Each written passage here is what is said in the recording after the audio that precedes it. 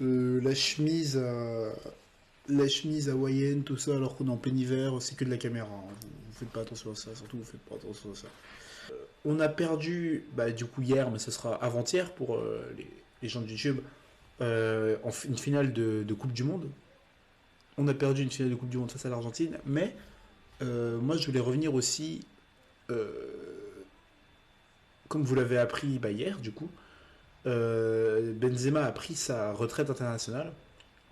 Donc bon, bah frérot, tu seras resté 2 minutes, mais enfin, tu seras revenu pour 2 minutes, mais le chat dit tant mieux. Enfin bon, voilà. Mais ça soulève beaucoup de questions, notamment, bah, vous avez sûrement suivi sur le principe de est-ce qu'il était vraiment blessé, est-ce que la France a voulu s'en débarrasser un peu plus vite, tout ça, sur en tout cas ce qui se passe en interne à l'équipe de France. Alors, vous doutez bien que moi j'ai aucune information, hein, je suis un connard de youtubeur, mais on a un mec qui a toujours des informations, on a le plus grand informateur de France, à savoir Romain Molina, qui vient de nous sortir une vidéo. Et je vous propose, les amis, bah, du coup, de taper un petit react comme ça sur la vidéo de Romain Molina. J'ai fait une intro comme si j'étais au JT de 20h de France 2, mais au moins, il y a un truc à peu près carré. Bon, allez, on regarde tout ça. Compétition. On va évoquer les négociations avec Zinedine Zidane de la fédération depuis des mois qu'apparemment, et c'était la cette fédération française de Deschamps, football engluée dans plein de bizarre, hein, scandales qui espère un coup de main politique pour se sauver les miches. Mais avant tout ça, on va expliquer que ce sont des enfantillages, un manque de professionnalisme et de compétences de la fédération et beaucoup de batailles d'ego. Un exemple parmi tant d'autres, le fait que Karim Benzema ne remercie pas Didier Deschamps lors de la remise du Ballon d'Or. Ça a créé un petit problème. On est vraiment dans des petites affaires comme ça, donc il n'y a pas de quoi en faire des gros titres, sauf pour une affaire. L'affaire Benjamin Pavard. Et croyez-moi, si c'était arrivé peut-être à d'autres joueurs, on aurait tapissé ça depuis des jours et des jours, parce que c'est vraiment le seul très gros truc qu'il y a eu où là tu peux dire, ok, là, ça a dépassé les bornes. Donc Benjamin Pavard, qui a toujours été considéré par beaucoup de joueurs comme l'un des chouchous de Didier Deschamps, okay. En fait, il y a un problème selon beaucoup de joueurs entre ses performances sur le terrain et le statut qu'il revendique. C'est-à-dire qu'à... le même, ouais. L'exemple même bah, de France-Suisse où Pogba hurle sur Pavard. Après le match face à l'Australie, où ça a été en effet assez compliqué pour lui, il y a des remontrances de la part du staff technique que le joueur du Bayern n'accepte pas vraiment. Donc ça répond, etc. Ce qui commence à énerver le staff qui a quand même protégé son joueur pendant des années et qui lui a maintenu une confiance inébranlable malgré des fois des performances aléatoires. Même si aussi il a été parfois à son avantage. Donc le problème c'est qu'aussi pendant des entraînements ou quand il était sur le banc de touche, il s'est permis des remarques sur ses coéquipiers, le staff a jugé ça complètement déplacé, jusqu'à la finale où là, il y a eu des mots très tendus et des mots vraiment pas commodes entre le coach et le joueur parce qu'ils étaient à bout quelque part. Et donc son attitude a provoqué une ambiance que les joueurs qualifient de néfaste. Ça a créé un sale climat en interne. Et tu rajoutes un deuxième effet qui se coule à ce sujet-là, c'est que tu as des joueurs qui estiment que son amitié, on va dire ça comme ça, avec Loïc Tanzi, ancien journaliste d'RMC, aujourd'hui à l'équipe, pose problème. Notamment que certains l'ont un petit peu... vu pour quelques meetings à ce sujet-là. Or, on se rappelle qu'en 2018, et c'est un secret de polichinelle dans le milieu de la presse, Loïc Tanzi se vantait devant tout le monde que c'était notamment grâce à son entretien dans les colonnes d'RMC où justement ils avaient mis au point « dis que tu vas jouer à droite » parce qu'en fait il y avait en effet un no man's land à droite après Sidibé. Et donc Pavard fait cet entretien RMC « moi je suis prêt pour jouer à droite alors que je suis défenseur central » etc. Et tout. Et pour Loïc Tanzi, il le disait à qui veut l'entendre, notamment quand il allait voir des agents ou même des joueurs, regarde ce que j'ai fait avec Pavard. Alors c'est sûr, il n'allait pas dire regarde ce qu'on a fait en soirée. Remarque, il aurait pu, mais c'était pas le même résultat. Sauf qu'en effet, cette proximité, il n'y a pas de problème, hein, chacun fait ce qu'il veut après, et cette interview, pour beaucoup, elle a été jugée comme décisive dans la carrière en bleu de Pavard. Alors, juste une petite précision. Tu as beaucoup de journalistes qui se vantent de dire ouais mais frérot, mets-toi bien avec moi je vais t'aider pour ta carrière, etc. Je vais te mettre bien, ça va t'aider pour l'équipe de France et tout. C'est les relations bizarroïdes entre agents, joueurs et certains journalistes qui estiment qu'ils ont un pouvoir absolument démesuré. Donc il y a ça aussi, et tu as des joueurs qui reprochent que si certaines choses sortent, ça peut venir également du latéral du Bayern. Alors évidemment, ce ne sont pas les seuls à parler, parce qu'on le répète, les articles savamment orientés, on en a fait plein de vidéos, notamment les entourages. Des fois c'est normal, vous êtes un joueur, vous expliquez à vos proches ce qui se passe, mais vous ne pouvez pas toujours tout contrôler. Des fois, tu as un proche, même sans le vouloir, il va en parler à quelqu'un, qui va en parler à quelqu'un, qui va en parler à quelqu'un. C'est le téléphone arabe. Et encore une fois, la qualité de l'information, elle dépend aussi du nombre d'intermédiaires. Parce qu'à chaque fois, faites l'expérience autour de vous. Vous racontez quelque chose à quelqu'un qui va le raconter, qui va le raconter, qui va le raconter. Par contre, la version de base, c'est-à-dire la vérité et en bout de course, au bout de la 5 ou 6e, ça a été déformé, amplifié, etc. Ouais, bah, C'est un peu le fou. problème qu'on a eu. Et c'est aussi l'un des reproches que les gens autour de Benzema vont faire dans le traitement médiatique. Et là, on va donc réexpliquer un peu ce qui s'est passé. Donc le forfait de Benzema, je l'avais dit assez rapidement, parce qu'encore une fois, c'est un secret de Polichinelle, il y a une énorme défiance des joueurs vis-à-vis du staff médical de l'équipe de France, en particulier du docteur, Monsieur Le Gall. N'étant pas docteur, je ne vais pas juger des comptes. C'est vrai que le staff médical de l'équipe de France, on peut se permettre d'avoir des... Ouais. Certains avis. Compétences de ce dernier, je n'ai absolument pas le niveau. Par contre, quand on voit qu'il y a autant de défiance et que même pendant ce mondial, des joueurs appelaient leur médecin en club parce qu'ils ne faisaient pas confiance au protocole médical et qu'ils ne croyaient pas un mot du docteur de l'équipe de France, ça montre qu'il y a un grand problème. Ce problème, il date, c'est déjà le cas lors du dernier Euro, mais comme d'habitude, souvent la Fédération française de foot, on a des problèmes, mais surtout on ne veut pas le régler. Donc on fait l'autruche. Ça c'est bien, c'est même pas que la Fédé, hein, c'est bien très français hein, comme système. Donc à partir de là, il y avait des jeux, des frictions vis-à-vis de Mike Maignan, vis-à-vis de Benzema, vu que le staff a quand même peur, parce qu'il faut rappeler qu'avant la Coupe du Monde, les mecs pensent qu'ils vont pas aller loin, il y a un pessimisme dingue, alors pas chez tous les joueurs, certains joueurs disaient ok, chez d'autres en disant ouais c'est compliqué, pas qu'il y avait une sale ambiance, mais il n'y avait pas grand chose, il n'y avait pas vraiment d'alchimie. Encore une fois, hein, les mecs se détestent pas, hein, il n'y avait pas trop d'accroche, Ouais, il y a quelques pas clans. quoi. C'est comme quand t'es... C'est comme quand je monte, après, je fais des pauses, c'est ma vidéo, c'est mon stream. Euh, c'est comme quand t'es pas pote avec des gens, juste t'es pas pote avec eux, tu vois. C'est pas tu les aimes pas ou tu t'entends mal avec eux, c'est juste, bah, c'est pas tes potes. Il y en a d'autres qui reprochaient même un côté assez communautarisé, enfin bref. Et le staff flippait en disant on n'arrive pas à trouver la bonne démarche et tout. Donc on a essayé de presser un peu le retour de Karim Benzema, et c'est vrai que c'est le docteur qui va notamment prendre la décision, qui dit non, il ne pourra pas jouer pour cette Coupe du Monde et tout. C'est surtout le docteur. Moi à l'époque j'en avais parlé, alors maintenant ça commence un petit peu à sortir là-dessus. Donc là il y a une prise de bec terrible entre le staff médical du Madrid et l'équipe de France. C'est-à-dire que là les mecs du Real disent en gros à leurs joueurs, ben, attendez vous pouvez pas y croire. Donc voler de bois vert entre les deux qui ne se font absolument pas confiance, c'est que c'est pas le premier staff médical d'un club qui n'a aucune confiance dans le staff médical de l'équipe de France. Il y a eu également à l'Euro des soucis avec le préparateur physique de l'époque où le coach lui avait même interdit de parler à certains joueurs. Bonjour l'ambiance. On rappelle également que dans le staff, Bachir en attendant, vous avez des joueurs, dont Kylian Mbappé, qui refusent de lui adresser un mot. Ambiance, et on parle pas des doubles jeux d'agents.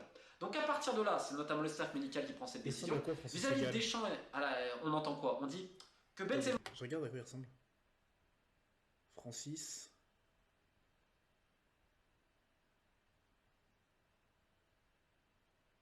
C'est le Gall, c'est ça?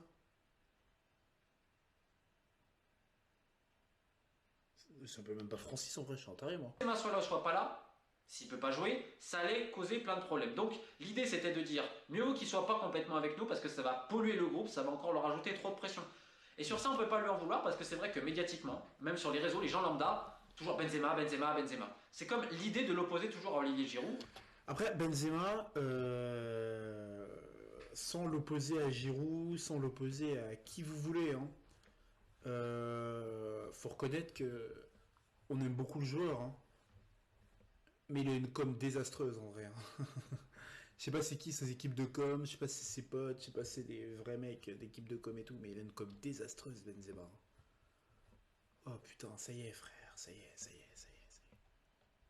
Des grands tweets, des grandes stories Instagram mystérieuses, tout ça, non gros, non, tu peux pas.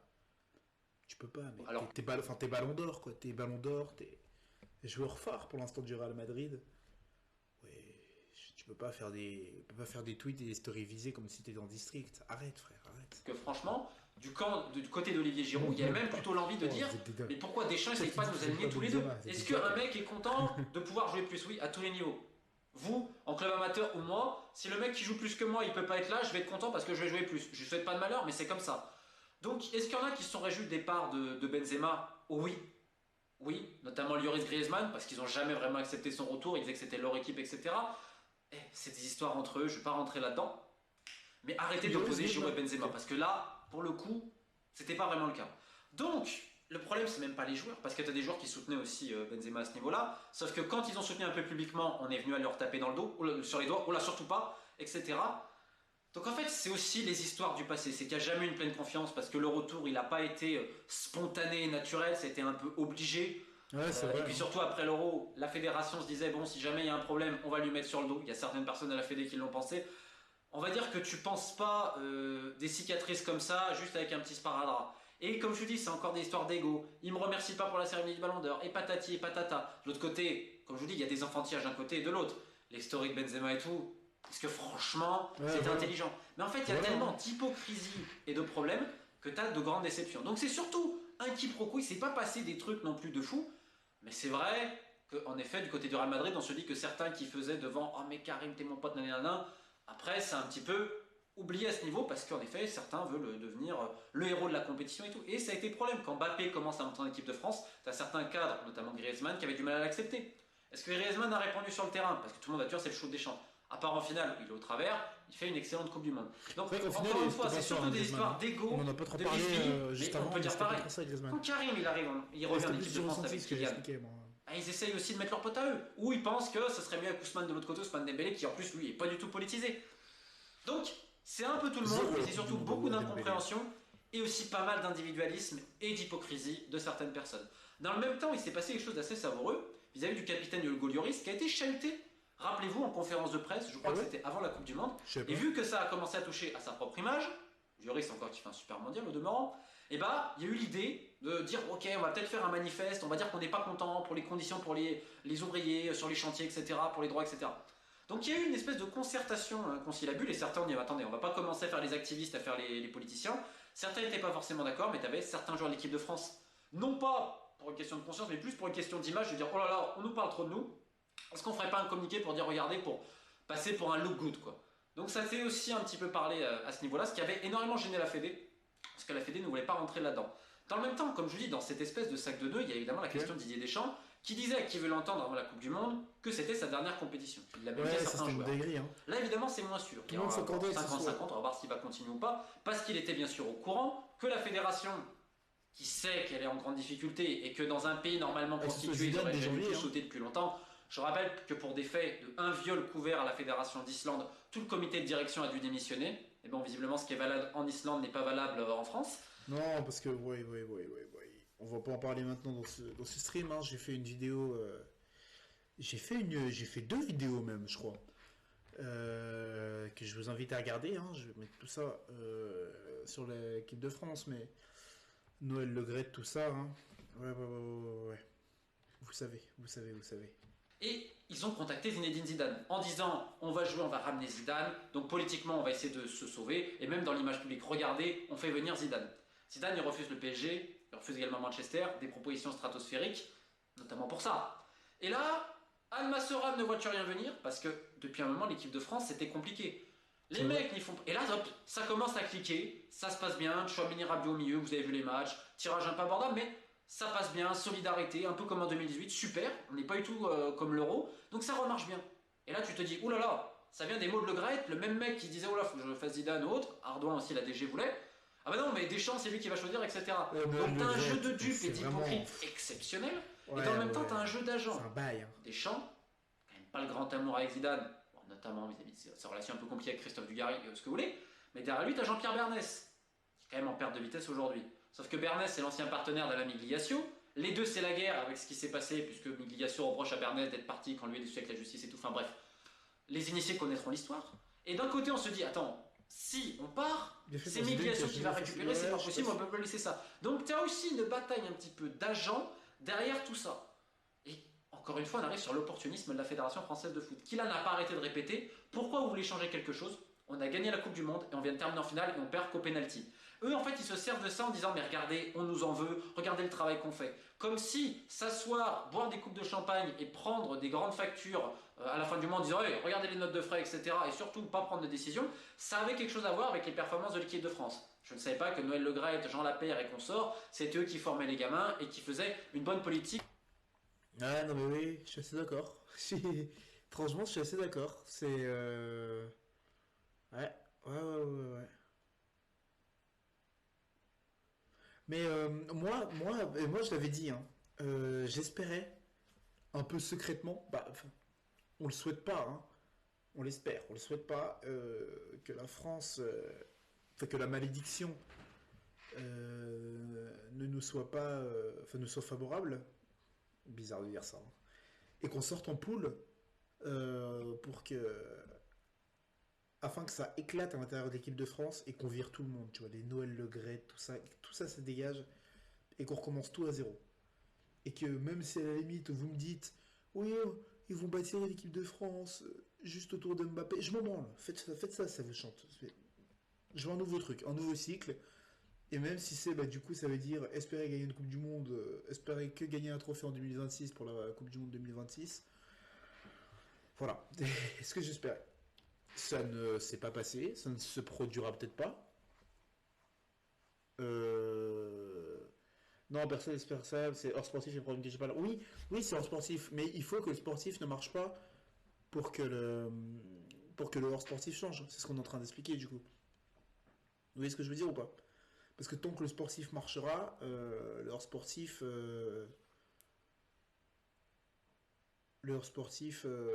bah, bougera pas. Est-ce que vous voyez ce que je veux dire? Mais je suis très content, hein, bien sûr, ne déformez pas mes propos. Je suis très très content de la Coupe du Monde qu'on a fait, voilà, tout ça et tout. Je vais pas revenir là-dessus. Ouais, bah Deschamps, il est pour rien, les joueurs pareils. Mais oui, mais j'ai pas parlé de Deschamps et des joueurs, moi. J'ai parlé de toute la Fédé, tout ça et tout. Il faut qu'on perde dans des tournois majeurs pour que des mecs comme Noël Le Graët, tout ça, dégagent. Et vous savez que c'est ça. Mais c'est encore plus haut que Noël Le Graët. Ça va jusqu'à un certain Emmanuel Macron, à mon avis. Enfin, bon, De sauvegarde, notamment de il y a des protection de la dangers qu'on jeunesse. sait pas. Dans cette fédération absolument hideuse et abominable qui ne pense qu'à une chose, c'est le sexe, l'argent et le pouvoir, pour citer le directeur de Clairefontaine, la Tronico, on espère qu'Emmanuel Macron, très intéressé par les caméras, puisse encore sauver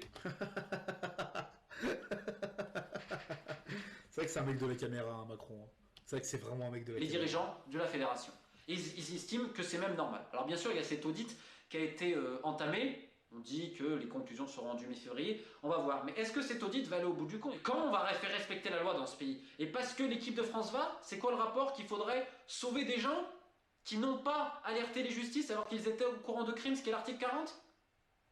Eh ben on espère ça. Donc on a parlé de ça justement au Qatar. Hein?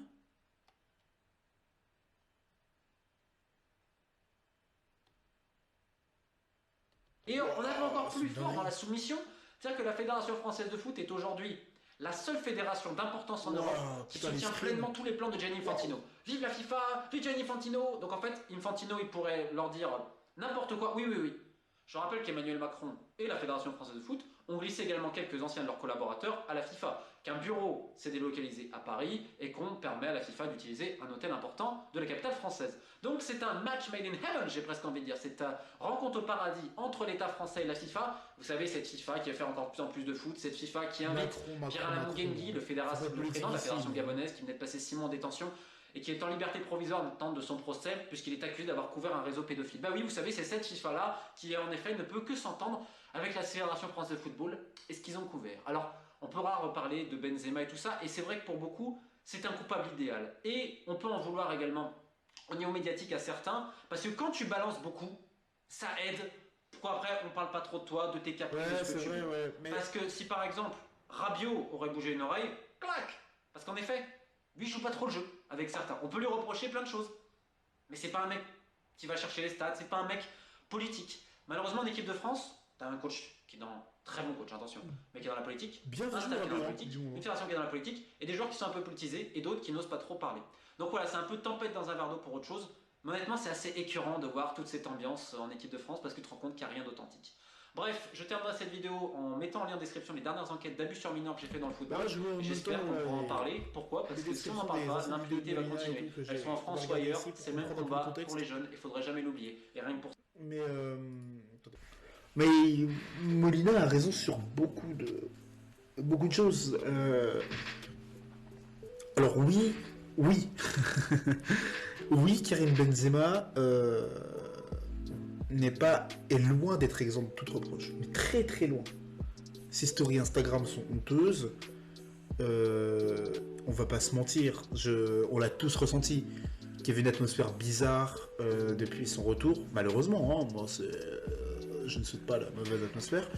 Vous l'avez vu, peut-être, je sais pas si vous avez vu l'interview de Dembélé, où on lui demande est-ce que vous pensez à un retour de Benzema pour la finale, et il fait voilà, des trucs comme ça et tout. Voilà, on l'a tous vu. On l'a tous vu. Quand il a dit que Giro et le karting gagnent la F1, oui, voilà, tout ça, toutes ces choses-là. Toutes ces choses-là. Mais, force est de constater que la Fédération française de foot a toujours besoin d'un bouc émissaire. Pour se dédouaner de plein de choses, pour se dédouaner dès que ça va pas, pour toutes ces choses-là. Et que Benzema est vraiment le bouc émissaire idéal à cette Fédération française de foot. Et c'est vrai. C'est juste vrai. Par exemple, parce que Benzema a, je sais pas, on va dire un ego qui fait qu'il va... comme on vient d'expliquer, des stories, des tweets, tout ça un peu énigmatique qui visent des gens. Et la Fédé, ça leur va. Regardez, c'est qui? Regardez, c'est qui? Voilà, tout ça et tout. Alors que la Fédé est loin d'être exempt de reproche. Et Molina l'a très bien dit pour l'exemple d'Adrien Rabiot. Rabiot aurait commencé à être comme ça, mais on se serait tombé dessus. Et comme tout le monde est tombé dessus sur Rabiot quand il a fait ses écarts. Moi le premier, hein. Moi le premier. Enfin voilà, les amis, c'était un react de la vidéo Molina. Il n'avait pas à faire toutes ces conneries. Oui, c'est vrai que Benzema n'avait pas à faire toutes ces conneries, bien sûr. Bien sûr. Mais bon voilà. Les amis, c'était un react de la vidéo de Molina.